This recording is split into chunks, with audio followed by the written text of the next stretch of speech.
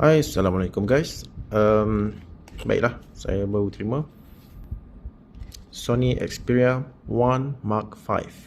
Yang ini model 512 GB ROM. Okay, kalau di Malaysia mungkin cuma masuk 256 GB. Baik, kita unboxing. Okay, itu saja.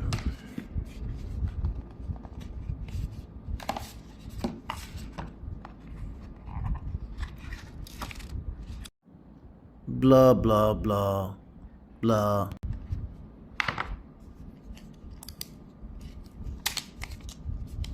Satisfaction.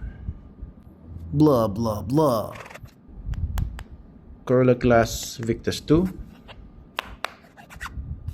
Gorilla Glass with ada texture belakang ni. Okay. It is always about the camera, huh? Okay, now it is Sony. Put it down already. Cover.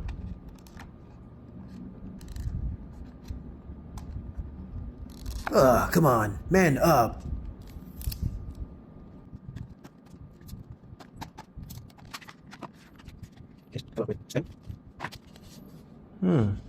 Nice.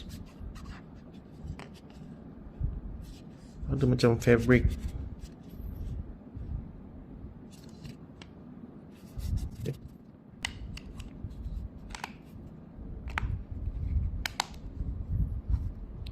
Fit like a glove.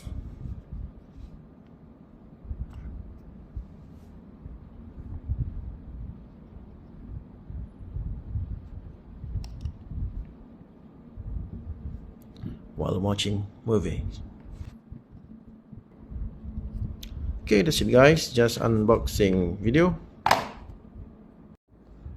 Okay guys, insyaAllah kita akan jumpa lagi selepas ni. Saya mungkin akan buat comparison video mengenai telefon ni dan telefon yang lain, terutama sekali bab kamera.